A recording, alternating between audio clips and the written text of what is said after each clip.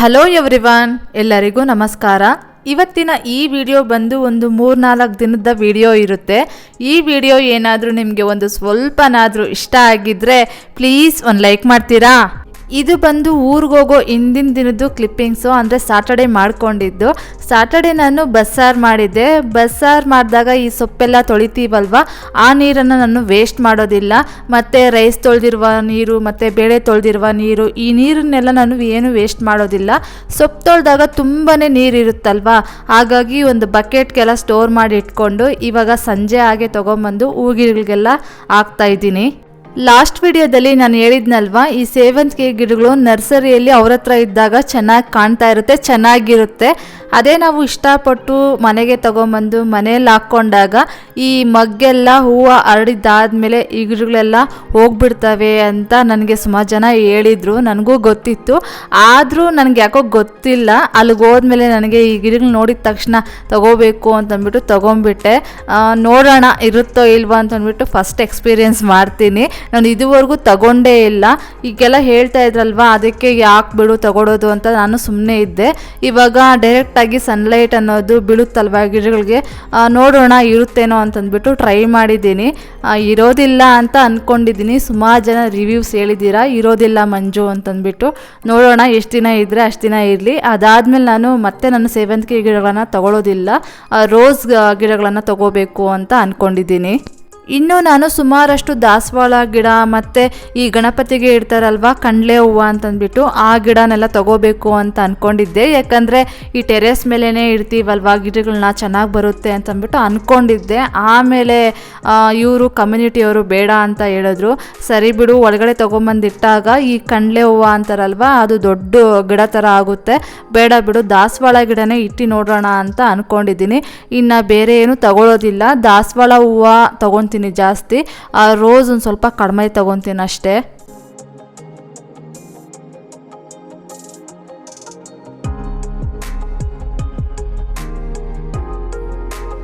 Next ಈಗ ನಾನು night ಅಡುಗೆ ಬಂದು ಮುದ್ದೆ, ಬಸ್ಸಾಂಬಾರು, ರೈಸು, ಒಂದು ಸ್ವಲ್ಪ ಕ್ಯಾರೆಟ್ ಹಲ್ವಾನ ಮಾಡಿದ್ದೀನಿ. ಕ್ಯಾರೆಟ್ ಒಂದು ಸ್ವಲ್ಪ ಇತ್ತು, ಹಾಗಾಗಿ ಹಲ್ವಾ ಮಾಡಿಬಿಡೋಣ ಅಂತಂದ್ಬಿಟ್ಟು ಹಲ್ವಾ ಮಾಡಿದ್ದೀನಿ. ಹಾಗೆ ನಾನು ಈ ಸ್ಟೀಲ್ ಬೌಲೆಲ್ಲ ನಾನು ಎತ್ತಿಟ್ಬಿಟ್ಟಿದ್ದೀನಿ ಬಾಕ್ಸಲ್ಲಿ ಹಾಕ್ಬಿಟ್ಟು. ಹಾಗಾಗಿ ಒಂದು 4-5 ಸ್ಟೀಲ್ ಬೌಲನ್ನು ಇಟ್ಕೊಂಡಿದ್ದೀನಿ. ಕ್ಯಾರೆಟ್ ಹಲ್ವಾ ನೋಡಿದ್ರೆ ಒಂದು ಸ್ವಲ್ಪ ಇದೆ, ಬೌಲ್ ನೋಡಿದ್ರೆ ದೊಡ್ಡದಾಗಿದೆ. ನನಗೆ ಎಷ್ಟು ಬೇಕೋ ಡೈಲಿ ಯೂಸ್ ಮಾಡುವಂತಹ ಪಾತ್ರೆಗಳು ಮಾತ್ರ ಈಚೆಗಡೆ ಇಟ್ಕೊಂಡಿದ್ದೀನಿ. ಇನ್ನು ಉಳಿದಂತೆ ಎಲ್ಲ ಬಾಕ್ಸಲ್ಲಿ ಹಾಕ್ಬಿಟ್ಟು ಎತ್ತಿಟ್ಬಿಟ್ಟಿದ್ದೀನಿ. ನೆಕ್ಸ್ಟ್ ಇವಾಗ ಸಂಡೇ ಅಮ್ಮ ಮನೆಗೆ ಬಂದ್ವಿ. ಸಂಡೇ ನಾನೇನು ವಿಡಿಯೋ ಮಾಡಿಕೊಂಡೇ ಇಲ್ಲ. ಇದು ಮಂಡೇ ಮಾರ್ನಿಂಗು. ಇಲ್ಲಿ ನೀರು ಬಿಟ್ಟಿದ್ರು, ಅಮ್ಮ ನೀರು ಹಿಡಿತಾ ಇದ್ರು.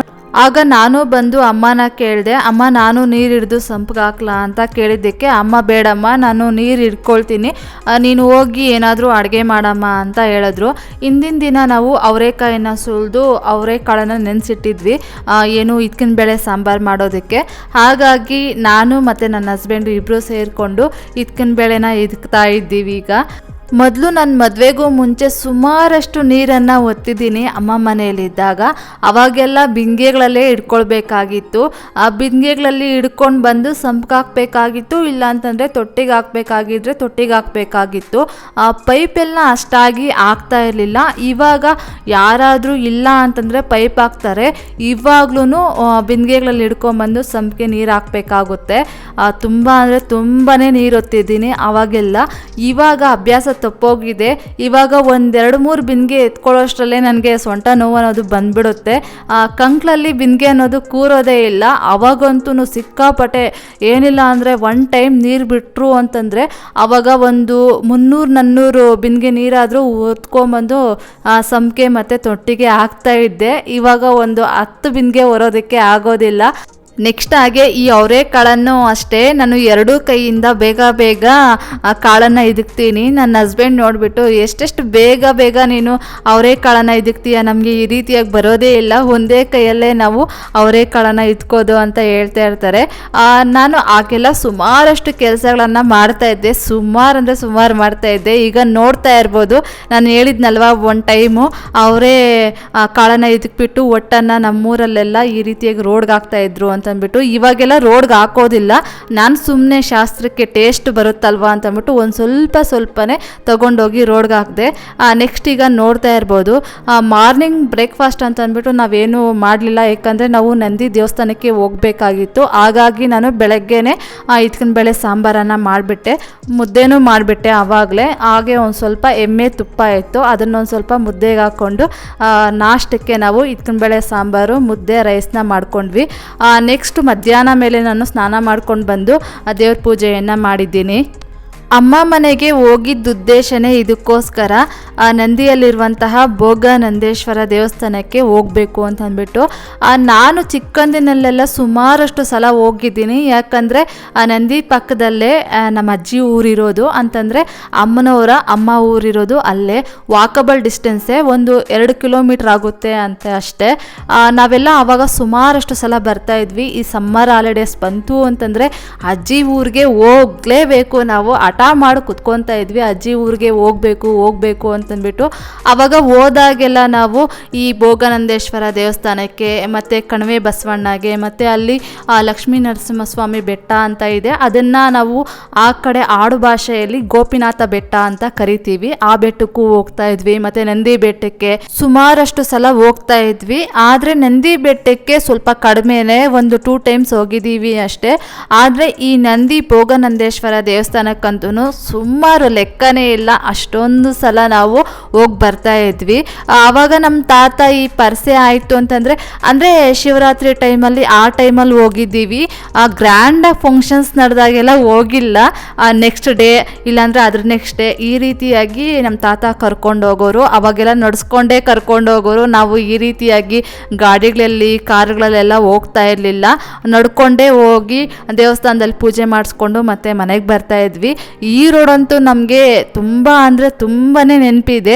ಅಜ್ಜಿ ಮನೆಗೆ ಹೋಗಬೇಕು ಅಂತಂದರೆ ನಾವು ಇದೇ ರೋಡಲ್ಲೇ ಹೋಗ್ತಾ ಇದ್ವಿ. ಇವಾಗ ಈ ರೋಡಲ್ಲಿ ಹೋಗ್ತಾ ಇರಬೇಕಾದ್ರೆ ನನಗೆ ನಾವು ಸ್ಕೂಲ್ ಡೇಸಲ್ಲಿದ್ದಾಗ, ಈ ಸಮ್ಮರ್ ಹಾಲಿಡೇಸ್ ಬಂದಾಗ ನಾವು ಅಜ್ಜಿ ಮನೆಗೆ ಹೋಗ್ತಾ ಇದ್ವಲ್ಲ, ಅದೇ ನನಗೆ ನೆನಪಾಗ್ತಾ ಇತ್ತು. ಆಗೆಲ್ಲ ನಾವು ಈ ರೋಡಲ್ಲಿ ಅಜ್ಜಿ ಮನೆಗೆ ಹೋಗ್ತಾ ಇದ್ದೀವಿ ಅಂತಂದರೆ ನಮ್ಗೆ ಇವಾಗ ಸಮ್ಮರ್ ಹಾಲಿಡೇಸ್ ಇದೆ, ಅಜ್ಜಿ ಮನೆಗೆ ಹೋಗ್ಬಿಟ್ಟು ಒಂದು 2 ಮಂತ್ಸ್ವರೆಗೂ ಅಜ್ಜಿ ಮನೆಯಲ್ಲೇ ಇರ್ತೀವಿ. ಅಲ್ಲಿ ಆ ಕಡೆ ಈ ಕಡೆ ಸುಮಾರಷ್ಟು ಅಜ್ಜಿ ಊರಲ್ಲಿ ಬಂಡೆಗಳು, ಬೆಟ್ಟಗಳು ಈ ರೀತಿಯಾಗಿ ಸುಮಾರಿದೆ. ನಮ್ಮೂರಲ್ಲೆಲ್ಲ ಈ ಬಂಡೆಗಳು, ಬೆಟ್ಟಗಳು ಅಂತ ಏನೂ ಇಲ್ಲ.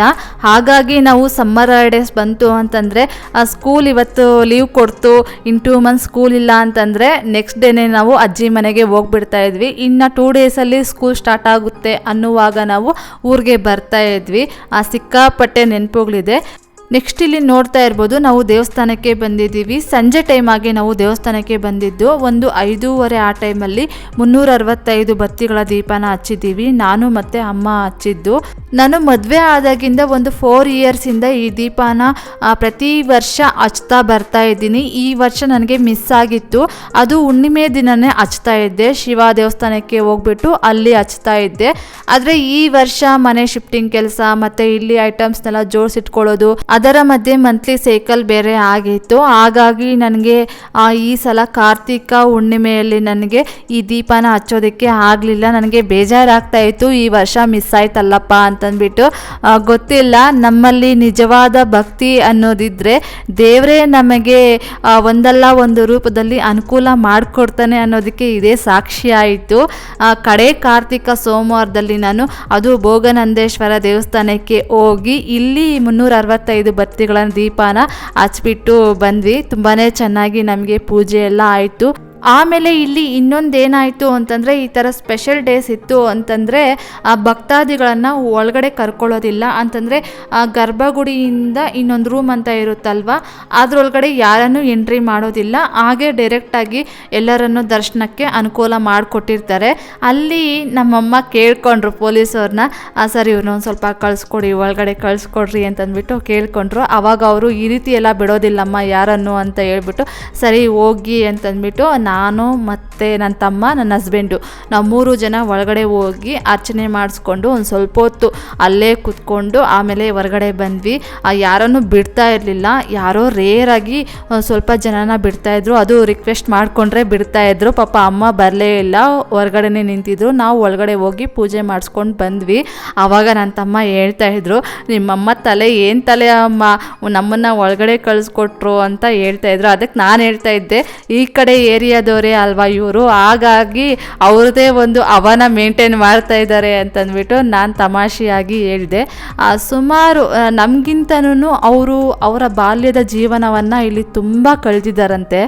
ನನ್ನ ಹಸ್ಬೆಂಡು ಇದುವರೆಗೂ ಈ ನಂದಿಯಲ್ಲಿರುವಂತಹ ಭೋಗನಂದೇಶ್ವರ ದೇವಸ್ಥಾನ ಆಗಿರ್ಬೋದು ಮತ್ತು ನಂದಿ ಬೆಟ್ಟದಲ್ಲಿರುವಂತಹ ಯೋಗನಂದೇಶ್ವರ ದೇವಸ್ಥಾನ ಆಗಿರ್ಬೋದು, ಈ ಎರಡೂ ದೇವಸ್ಥಾನಗಳನ್ನು ನೋಡಿರಲಿಲ್ವಂತೆ. ಹಾಗಾಗಿ ಸರಿ ಅವರು ನೋಡಿದಾಗ ಆಗುತ್ತೆ ಅಂತಂದ್ಬಿಟ್ಟು ಕಡೆ ಕಾರ್ತಿಕ ಸೋಮವಾರದಲ್ಲಿ ನಾವು ಈ ನಂದಿಯಲ್ಲಿರುವಂತಹ ಭೋಗನಂದೇಶ್ವರ ದೇವಸ್ಥಾನಕ್ಕೆ ಹೋಗಿ ಬರೋಣ ಅಂತಂದ್ಬಿಟ್ಟು ಪ್ಲ್ಯಾನ್ ಮಾಡ್ಕೊಂಡಿದ್ವಿ. ನಮ್ಮ ಕಡೆ ಎಲ್ಲ ಒಂದು ಗಾದೆ ಮಾತಿದೆ, ಈ ಗಾದೆ ಮಾತನ್ನು ಹೇಳಿದ್ರೆ ಯಾರು ಬೈಕೊಳ್ಳೋದಕ್ಕೆ ಹೋಗಬೇಡಿ ಮತ್ತು ತಪ್ಪಾಗಿ ತಿಳ್ಕೊಳ್ಳೋದಕ್ಕೆ ಹೋಗಬೇಡಿ. ನಾವು ಅಷ್ಟೇ ನನ್ನ ಹಸ್ಬೆಂಡನ್ನು ಹಂಗಿಸ್ತಾ ಇದ್ವಿ. ನಂದಿ ನೋಡದೇ ಇದ್ದವರು ಹಂದಿಗಿಂತ ಕಡೆಯಂತೆ, ನಂದಿನ ನೋಡದೇ ಇರೋರು ಬೈಕೊಳ್ಳೋದಕ್ಕೆ ಹೋಗಬೇಡಿ. ನಮ್ಮ ಕಡೆ ಈ ರೀತಿಯಾಗಿ ತಮಾಷೆಯಾಗಿ ಹಂಗಿಸ್ತಾ ಇರ್ತಾರಷ್ಟೇ. ನೆಕ್ಸ್ಟ್ ಈಗ ಈ ನಂದಿ ಬೆಟ್ಟ ಮೇಲೆ ಒಂದು ಸ್ವಲ್ಪ ದೂರದಲ್ಲಿ ಈ ರೈಲ್ವೆ ಟ್ರ್ಯಾಕ್ ಅನ್ನೋದು ಬರುತ್ತೆ. ಈ ಟ್ರೈನ್ನ ನಾನು ಯಾಕೆ ತೋರಿಸ್ತಾ ಇದ್ದೀನಿ ಅಂತಂದರೆ, ನಮ್ಮ ಅಮ್ಮ ಊರ ಕಡೆಯಲ್ಲೆಲ್ಲ ನಾವು ರೈಲ್ ಆಗಿರ್ಬೋದು ಮತ್ತು ಬೆಟ್ಟಗಳು ಮತ್ತು ಒಂದು ಬಂಡೆಗಳು ಇವನ್ನೆಲ್ಲ ನಾವು ನೋಡಿಲ್ಲ. ಅಜ್ಜಿ ಊರಿಗೆ ಬಂದ್ರೇ ನಾವು ಇದನ್ನೆಲ್ಲ ಎಕ್ಸ್ಪೀರಿಯೆನ್ಸ್ ಮಾಡೋದು. ಈ ರೈಲ್ ಬಂದು ಚಿಕ್ಕಬಳ್ಳಾಪುರದಿಂದ ಬೆಂಗಳೂರಿಗೆ ಹೋಗುತ್ತಂತೆ. ಇದು ಅಜ್ಜಿ ಊರ ಮೇಲೇನೂ ಹೋಗ್ತಾ ಇತ್ತು. ಬೆಳಗ್ಗೆ 8 ಗಂಟೆಗೆ ಹೋಗ್ತಾ ಇತ್ತು, ಆಮೇಲೆ ಮಧ್ಯಾಹ್ನ 2 ಗಂಟೆಗೆ ಹೋಗ್ತಾ ಇತ್ತು, ಮತ್ತು ಸಂಜೆ 4 ಗಂಟೆಗೆ ಹೋಗ್ತಾ ಇತ್ತು, ಮತ್ತು ರಾತ್ರಿ 8 ಗಂಟೆಗೆ ಹೋಗ್ತಾ ಇತ್ತು. ಈ ಟ್ರೈನ್ ಬಂತು ಅಂತಂದರೆ ಈ ಟ್ರೈನ್ ನೋಡೋದಕ್ಕೋಸ್ಕರ ನಾವು ಅಜ್ಜಿ ಮನೆಯಲ್ಲಿ ಟೆರೇಸ್ ಮೇಲೆ ಹೋಗ್ಬಿಟ್ಟು ಈ ಟ್ರೈನನ್ನು ನೋಡ್ತಾ ಇದ್ವಿ. ಹತ್ರ ಎಲ್ಲ ಹೋಗೋದಕ್ಕೆ ಆಗ್ತಾ ಇತ್ತು ಆವಾಗ, ಆದರೆ ಅಜ್ಜಿ ನಮ್ಮನ್ನು ಕಳಿಸ್ಕೊಡ್ತಾ ಇರಲಿಲ್ಲ ಟ್ರೈನ್ ಹತ್ರ ಎಲ್ಲ ಹೋಗೋದಕ್ಕೆ. ಟೆರೇಸ್ ಮೇಲೆ ಹೋಗಿ ನೋಡಿ ಅಂತ ಹೇಳೋರು. ಈ ಟ್ರೈನ್ದು ಒಂದು ಹಾರನ್ ಅಂತ ಬರುತ್ತಲ್ವ, ಅದು ಕೂವಂತ ಕೂಗುತ್ತಲ್ಲ, ಅದು ಕೂಗಿದ ತಕ್ಷಣ ನಾವು ಬೇಗ ಬೇಗ ಬೇಗ ಬೇಗ ಟೆರೇಸ್ ಮೇಲೆ ಹತ್ಬಿಟ್ಟು ಟ್ರೈನ್ನ ನೋಡ್ತಾ ಇದ್ವಿ. ಅದಕ್ಕೋಸ್ಕರ ಹಾಗೆ ಒಂದು ಕ್ಲಿಪ್ಪಿಂಗ್ಸನ್ನು ಮಾಡಿಕೊಂಡೆ. ನೆಕ್ಸ್ಟು ಈ ಕ್ಲಿಪ್ಪಿಂಗ್ಸ್ ಬಂದು ನೆಕ್ಸ್ಟ್ ಡೇ ಈವ್ನಿಂಗು. ಇದು ರಾಮಫಲ ಹಣ್ಣು. ನಮ್ಮ ಮನೆ ಮುಂದೆ ಕೃಷಿ ಇಲಾಖೆದು ಕ್ವಾರ್ಟರ್ಸ್ ಒಂದಿದೆ. ಅದರಲ್ಲಿ ಒಬ್ಬ ಸರ್ರು ಮತ್ತು ಮೇಡಮ್ ಇದ್ದರು. ಆ ಮೇಡಮ್ ಬಂದು ನಮಗೆ ಪ್ರೈಮರಿ ಸ್ಕೂಲಲ್ಲಿ ಕನ್ನಡ ಸಬ್ಜೆಕ್ಟ್ ತಗೊಳ್ತಾ ಇದ್ರು. ಆ ಮೇಡಮ್ಮು ಅವರು ಹಿತ್ತಲ ಮನೆಯಲ್ಲಿ ಈ ಮರನ ಹಾಕಿದ್ರು. ಅವರು ಇದ್ದಾಗ ಇದು ಚಿಕ್ಕ ಗಿಡ, ಅವರು ಈಗಿಲ್ಲ, ಬೇರೆ ಕಡೆ ಟ್ರಾನ್ಸ್ಫರ್ ಆಯಿತು ಅಂತಂದ್ಬಿಟ್ಟು ಅವರು ಬೇರೆ ಕಡೆ ಹೋದರು. ಈಗ ಈ ಮರದಲ್ಲಿ ಹಣ್ಣುಗಳು ಬಿಡ್ತಾ ಇದೆ. ಇಲ್ಲಿ ಬೀದಿಯಲ್ಲಿರೋರೆಲ್ಲ ಈ ಹಣ್ಣುಗಳನ್ನು ಕಿತ್ಕೊಳ್ತಾ ಇರ್ತಾರಂತೆ. ನಾನು ಹಾಗೆ ಟೆರೇಸ್ ಮೇಲೆ ಓಡಾಡ್ತಾ ಇರಬೇಕಾದ್ರೆ ನನಗೆ ಕಾಣಿಸ್ತು ಮರ, ಅದರಲ್ಲಿ ಈ ರಾಮಫಲ ಹಣ್ಣುಗಳು ಕಾಣಿಸ್ತಾ ಇತ್ತು. ಆಗ ನಾನು ಅಮ್ಮಗೆ ಹೇಳಿದೆ, ಅಮ್ಮ ಅದರಲ್ಲಿ ಹಣ್ಣು ಬಿಟ್ಟಿದೆ ಅಲ್ವಾ ಅಂತ ಕೇಳಿದೆ. ಹೌದು ಬಿಡ್ತಾ ಇದೆ ಅಮ್ಮ. ಆಗ ಅಮ್ಮ ಬೇಕಾ ಅಂತ ಕೇಳಿದ್ರು. ಅದಕ್ಕೆ ಹ್ಞೂ ಅಮ್ಮ ಬೇಕು ಅಂತ ಕೇಳಿದೆ. ಅದಕ್ಕೆ ನಾನು ಅಮ್ಮ ಆ ಮರದ ಹತ್ರ ಹೋದ್ವಿ. ಅಂದರೆ ಮನೆ ಒಳಗಡೆಯಿಂದ ಹೋಗೋದಕ್ಕೆ ಆಗೋದಿಲ್ಲ, ಯಾಕಂದರೆ ಮನೇನ ಲಾಕ್ ಮಾಡಿದ್ದಾರೆ. ಆ ಮನೆ ಹಿಂದೆಗಡೆ ಹೋದರೆ ಒಂದು ಗೋಡೆ ಥರ ಕಟ್ಟಿದ್ದಾರೆ, ಕಾಂಪೌಂಡ್ ಗೋಡೆ ಥರ. ಅಲ್ಲಿ ಕಾಂಪೌಂಡ್ ಗೋಡೆ ಮೇಲೆ ಹತ್ತಿಸ್ಬಿಟ್ಟು ಯಾರನ್ನಾದರೂ ಕೀಳ್ಸ್ಕೊಂಡು ಬರ್ಬೋದು. ಯಾರೂ ಏನು ಬೈಯೋದಿಲ್ಲ, ಯಾರು ಬೇಕಾದರೂ ಕಿತ್ಕೊಂಡು ಹೋಗ್ತಾ ಇರ್ತಾರೆ. ಅದು ಒಂದು ಕೃಷಿ ಇಲಾಖೆ ಕ್ವಾರ್ಟರ್ಸ್ ಅಂದಮೇಲೆ ಅದು ಗೌರ್ಮೆಂಟ್ ಪ್ರಾಪರ್ಟಿ ಅಲ್ವಾ, ಹಾಗಾಗಿ ಯಾರು ಏನು ಅನ್ನೋದಿಲ್ಲ. ನೆಕ್ಸ್ಟ್ ಈಗ ನೋಡ್ತಾ ಇರ್ಬೋದು, ನೈಟ್ ಅಡುಗೆ ಎಲ್ಲ ಮುಗಿಸಿ ಹಾಲಲ್ಲಿ ಕುತ್ಕೊಂಡು ಟಿವಿ ನೋಡ್ತಾ ಇದ್ವಿ. ಅಪ್ಪ ಕೇಸರಿ ಬಾತ್ ಏನೋ ಕೇಳಿದ್ರು, ಕೇಸರಿ ಬಾತನ್ನು ಮಾಡಿದ್ದೆ, ಮತ್ತು ಮುದ್ದೆ ಸಾಂಬಾರು ರೈಸನ್ನು ಮಾಡಿದ್ದೆ. ಈಗ ಇಲ್ಲಿ ನೋಡ್ತಾ ಇರ್ಬೋದು, ಅಡುಗೆ ಎಲ್ಲ ಮುಗಿಸಿದ್ದಾದ್ಮೇಲೆ ಈ ಗುಬ್ಬಚ್ಚಿಗಳಂತೂ ಎಷ್ಟೊಂದು ಸದ್ದು ಮಾಡ್ತವೆ ಅಂತಂದರೆ ತುಂಬಾ ಸದ್ದು ಮಾಡ್ತವೆ. ಇವುಗಳ ಸದ್ದಿಂದ ಮನೆ ಒಳಗಡೆ ಯಾರೋ ಇದ್ದಾರೇನೋ, ಏನೋ ಕೆಲಸ ಮಾಡ್ತಾ ಇದ್ದಾರೇನೋ ಅಂತ ಅಂದ್ಕೊಳ್ಬೇಕು, ಅಷ್ಟು ಸದ್ದು ಮಾಡ್ತಾ ಇರ್ತವೆ. ಈ ದೇವ್ರ ಮನೆಯಲ್ಲಿ ಅಕ್ಷತೆ ಕಾಳನ್ನು ಹಾಕ್ಬಿಟ್ಟು ಇಟ್ಟಿರ್ತೀವಲ್ವ ಪ್ಲೇಟುಗಳಲ್ಲಿ, ಅದರಿಂದನೂ ಸಹಿತ ಅಕ್ಷತೆ ಕಾಳುಗಳನ್ನು ತಗೊಂಡು ಹೋಗ್ತಾ ಇರ್ತವೆ. ನೆಕ್ಸ್ಟ್ ಆಮೇಲೆ ನಾನು ಶುಕ್ರವಾರ ಟೈಮು ನಾನು ಕಳಶಕ್ಕೆ ತೆಂಗಿನಕಾಯನ್ನು ಇಡ್ತೀನಲ್ವ, ನಮ್ಮ ಮನೆಯಲ್ಲಿ ತೆಂಗಿನಕಾಯಿನ ಅಷ್ಟಾಗಿ ಯೂಸ್ ಮಾಡೋದಿಲ್ಲ. ಯಾಕಂದರೆ ನನ್ನ ಹಸ್ಬೆಂಡ್ಗೆ ಒಂದು ಟೈಮ್ ಸ್ಕಿನ್ ಅಲರ್ಜಿ ಆಗಿಬಿಟ್ಟು ಡಾಕ್ಟರ್ಸೇ ಹೇಳಿದ್ದಾರೆ, ಈ ತೆಂಗಿನಕಾಯಿ ಆಗಿರ್ಬೋದು, ಅಂದರೆ ಹಸಿ ತೆಂಗಿನಕಾಯಿ ಆಗಿರ್ಬೋದು, ಹಸಿ ಮೆಣಸಿನ್ಕಾಯಿ ಆಗಿರ್ಬೋದು, ಬದನೆಕಾಯಿ ಆಗಿರ್ಬೋದು, ಇವನ್ನೆಲ್ಲ ಒಂದು ಸ್ವಲ್ಪ ಅವಾಯ್ಡ್ ಮಾಡಿ ಅಂತ ಹೇಳಿದ್ದಾರೆ. ಹಾಗಾಗಿ ನಾನು ಅಷ್ಟಾಗಿ ಯೂಸ್ ಮಾಡೋದಿಲ್ಲ ತೆಂಗಿನಕಾಯಿನ. ಅದನ್ನೆಲ್ಲ ಹಾಗೇ ಇಟ್ಟಿದ್ದೆ, ಅದೆಲ್ಲ ಗಿಟ್ಕೆಗಳ ಥರ ಆಗೋಗಿತ್ತು. ಅಪ್ಪ ಹೇಳಿದರು, ಇಲ್ಲಿ ಇಲ್ಲಿ ಹಾಕ್ಕೊಡ್ತಾರಮ್ಮ, ಕೊಬ್ಬರಿ ಎಣ್ಣೆ ಮಾಡಿಕೊಡ್ತಾರೆ ತಗೊಂಬ ಅಂತ ಹೇಳಿದರು. ಹಾಗಾಗಿ ನಾನು ಈ ಗಿಟ್ಕೆಗಳನ್ನೆಲ್ಲ ಊರಿಗೆ ತಗೊಂಡೋಗಿದ್ದೆ. ಅಪ್ಪ ಎಣ್ಣೆನ ಮಾಡಿಸ್ಕೊಂಬಂದಿದ್ದಾರೆ. ಒಂದು 3.5 kg ಒಣಕೊಬ್ಬರಿ ಇತ್ತು. ಅದರಿಂದ ಒಂದು 2 kg ಕೊಬ್ಬರಿ ಎಣ್ಣೆ ಅನ್ನೋದು ಆಯಿತು. ಪ್ಯೂರ್ ಕೊಬ್ಬರಿ ಎಣ್ಣೆ ಅನ್ನೋದು ನಮಗೆ ಸಿಕ್ತು. ಇನ್ನು ಮೇಲೆ ಈ ರೀತಿ ಮಾಡೋಣ ಅಂತ ಅನ್ಕೊತಾ ಇದ್ದೀನಿ. ಮೊದಲೆಲ್ಲ ನನಗೆ ಸುಮಾರು ತೆಂಗಿನಕಾಯಿ ಇತ್ತಲ್ವ, ಅದೆಲ್ಲ ಯೋಚನೆ ಮಾಡ್ತಾ ಇದ್ದೆ, ಇದರಲ್ಲಿ ಏನಪ್ಪ ಮಾಡೋದು, ವೇಸ್ಟ್ ಮಾಡಬಾರ್ದಲ್ಲ ಅಂತ ಹೇಳ್ತಾ ಇರ್ತಾರೆ, ಮತ್ತು ಇನ್ನೇನು ಮಾಡಲಿ ಅಂತ ಅಂದ್ಬಿಟ್ಟು ನಾನು ಯೋಚನೆ ಮಾಡ್ತಾ ಇದ್ದೆ. ಇವಾಗ ನನಗೆ ಆ ಟೆನ್ಷನ್ನೇ ಇಲ್ಲ. ಮತ್ತು ಅದು ಉಳಿದಿರುತ್ತಲ್ವ ಕೊಬ್ಬರಿ ಎಣ್ಣೆ ಎಲ್ಲ ತೆಗೆದುಬಿಟ್ಟು ಆ ಉಳಿದಿರೋದನ್ನು ಹಸುಗಳಿಗೆ ಒಂದು ಇಡಿಯಷ್ಟು ನೆನೆಸ್ಬಿಟ್ಟು ಹಸುಗಳಿಗೆ ಹಾಕಿದ್ರೆ ತಿನ್ನೋದಕ್ಕೆ ಅದು ತುಂಬಾ ಒಳ್ಳೆಯದಂತೆ. ಅದೂ ಯೂಸ್ ಆಗ್ತಾ ಇದೆ. ಒಟ್ಟಾರೆಯಾಗಿ ಕಳಶಕ್ಕೆ ಇಟ್ಟಿರುವಂತಹ ತೆಂಗಿನಕಾಯಿ ಒಂದು ಸ್ವಲ್ಪನೂ ವೇಸ್ಟ್ ಆಗ್ತಾ ಇಲ್ಲ ಅನ್ನೋದು ನನಗೆ ತುಂಬಾ ಖುಷಿ ಆಗ್ತಾ ಇದೆ. ಆಮೇಲೆ ಈಗ ನಿಮಗೆ ಒಂದು ಡೌಟ್ ಬರ್ಬೋದು, ಮಂಜು ಕಳಶಕ್ಕೆ ಇಟ್ಟಿರುವಂತಹ ತೆಂಗಿನಕಾಯಿನ ಈ ರೀತಿಯಾಗಿ ಯೂಸ್ ಮಾಡ್ಬೋದಾ ಅಂತಂದ್ಬಿಟ್ಟು. ನಾನು ಇದನ್ನು ಕೇಳಿ ತಿಳ್ಕೊಂಡೇ ಮಾಡ್ತಾ ಇರೋದು. ಸುಮಾರಷ್ಟು ತೆಂಗಿನಕಾಯಿ ನಮ್ಮ ಮನೆಯಲ್ಲಿ ಹಾಗೇ ಇತ್ತು. ಈ ರೀತಿಯಾಗಿ ಮಾಡ್ಬೋದಾ ಅಂತ ಕೇಳಿದ್ದಕ್ಕೆ ನಮ್ಮ ಅತ್ತೆ ಮತ್ತು ಅಜ್ಜಿ ಎಲ್ಲನೂ ಹೌದು ಮಾಡ್ಬೋದಮ್ಮ, ಮಾಡಿಸ್ಕೊ ಅಂತ ಹೇಳಿದ್ರು. ನಾವು ಆ ಕೊಬ್ಬರಿ ಎಣ್ಣೆನ ದೀಪಕ್ಕೂ ಯೂಸ್ ಮಾಡ್ಬೋದು, ಮತ್ತು ತಲೆಗೆ ಇಟ್ಕೊಳ್ಬೋದು, ಮತ್ತು ಏನಾದರೂ ಅಡುಗೆಗೂ ಯೂಸ್ ಮಾಡ್ಬೋದು. ಅಡುಗೆಗೆ ಯೂಸ್ ಮಾಡ್ತೀವಿ ಅಂತಂದರೆ ನಾವು ನಾನ್ ವೆಜ್ ಅಡುಗೆಗೆ ಯೂಸ್ ಮಾಡಬಾರ್ದು. ಮತ್ತು ಅದರಲ್ಲಿ ತೆಂಗಿನಕಾಯಿ ಪಿಪ್ಪೆ ಅಂತ ಇರುತ್ತಲ್ವ ಉಳಿದಿರೋದನ್ನ, ಅದನ್ನು ಹಸುಗಳಿಗೆ ನೆನೆಸ್ಬಿಟ್ಟು ಹಾಕ್ತಾರಲ್ವ, ಎಲ್ಲೂ ವೇಸ್ಟ್ ಆಗೋದಿಲ್ಲ. ಈ ರೀತಿಯಾಗಿ ಮಾಡೋದ್ರಿಂದ ಏನು ತಪ್ಪಿಲ್ಲ ಅಂತಂದ್ಬಿಟ್ಟು ಹೇಳಿದ್ರು. ನೆಕ್ಸ್ಟು ಈ ಕ್ಲಿಪ್ಪಿಂಗ್ಸ್ ಬಂದು ನಾವು ಬೆಂಗಳೂರಿಗೆ ಬರೋ ದಿನ ಅಂದರೆ ಗುರುವಾರದ ದಿನ ತಮ್ಮ ಬೆಳಗ್ಗೆನೇ ತೋಟಕ್ಕೆ ಹೋಗ್ತಾನೆ. ತಮ್ಮ ಆಗಿರ್ಬೋದು ಮತ್ತು ಅಪ್ಪ ಆಗಿರ್ಬೋದು, ಅವರು ಬೆಳಗ್ಗೆನೇ ತೋಟಕ್ಕೆ ಹೋಗಿರ್ತಾರೆ. ಆವಾಗ ಈ ನ್ಯಾಚುರಲ್ ಆಗಿ ಸಿಗುವಂತಹ ಅಣಬೆ ಸಿಕ್ತಂತೆ. ಅದನ್ನು ತಗೊಂಬಂದು ಸಾಂಬಾರು ಮಾಡ್ಕೊಳ್ಳಮ್ಮ ಅಂತಂದ್ಬಿಟ್ಟು ಕೊಟ್ಟ. ನಮಗಂತೂ ತುಂಬಾ ಖುಷಿ ಆಯಿತು. ನಾನು ಕಾಲ್ ಮಾಡಿದಾಗಲೆಲ್ಲ ಯಾವಾಗಲೂ ಕೇಳ್ತಾ ಇದ್ದೆ, ಈ ಸೀಸನಲ್ಲಿ ಅಣಬೆಗಳು ಸಿಗುತ್ತಲ್ವಮ್ಮ, ಸಿಕ್ಕಿದ್ರೆ ನಮಗೂ ಒಂದು ಸ್ವಲ್ಪ ಕೊಡಿ ಅಂತ ಕೇಳ್ತಾ ಇದ್ದೆ. ಅದೇನೋ ಗೊತ್ತಿಲ್ಲ, ಇವಾಗ ನಾವು ಬೆಂಗಳೂರಿಗೆ ಬರೋ ದಿನ ಸಿಕ್ತು. ಅಲ್ಲೇ ಸಾಂಬಾರು ಮಾಡಿದ್ವಿ ಅಮ್ಮ ಮನೆಯಲ್ಲೇ. ನಾನು ಇಲ್ಲಿವರೆಗೂ ತೊಗೊಂಬರಲಿಲ್ಲ. ಅಲ್ಲೇ ಸಾಂಬಾರು ಮಾಡಿ ಮತ್ತು ನಾನು ಮಧ್ಯಾಹ್ನಕ್ಕೆ ಒಂದು ಸ್ವಲ್ಪ ಸಾಂಬಾರನ್ನು ಎತ್ಕೊಂಬಂದೆ. ನೆಕ್ಸ್ಟ್ ಇದು ಗುರುವಾರ ಮಧ್ಯಾಹ್ನದ್ದು ವ್ಲಾಗು. ಇಲ್ಲಿ ನೋಡ್ತಾ ಇರ್ಬೋದು, ಊರಿಂದ ಬಂದಮೇಲೆ ಎಲ್ಲ ತೆಗೆದು ಹೊರಗಡೆ ಇಟ್ಕೊಳ್ತಾ ಇದ್ದೀನಿ. ಇಲ್ಲಿ ಅವರೇಕಾಯಿ ಕೊಟ್ಟಿದ್ದಾರೆ ಅಮ್ಮ, ಮತ್ತು ಸಾಂಬಾರು ಒಂದು ಸ್ವಲ್ಪ ಬಾಕ್ಸ್ಗೆ ಹಾಕ್ಕೊಟ್ಟಿದ್ದಾರೆ, ಮತ್ತು ಕೊಬ್ಬರಿ ಎಣ್ಣೆ ಒಂದು ಬಾಟ್ಲನ್ನು ತೊಗೊಂಬಂದೆ. ಇನ್ನೊಂದು ಬಾಟ್ಲು ಅಮ್ಮಾಗಿರಲಿ ಅಂತ ಅಂದ್ಬಿಟ್ಟು ಅಮ್ಮಗೆ ಕೊಟ್ಟೆ ನಾನು. ಇದಾಗಿತ್ತು ಫ್ರೆಂಡ್ಸ್ ಇವತ್ತಿನ ಈ ವಿಡಿಯೋ ಏನಾದರೂ ನಿಮಗೆ ಒಂದು ಸ್ವಲ್ಪನಾದರೂ ಇಷ್ಟ ಆಗಿದ್ದರೆ, ಮೋಟಿವೇಶನ್ ಅನಿಸಿದರೆ, please do like, share, comment and subscribe to my channel. Thank you for watching my video. Have a nice day. Bye.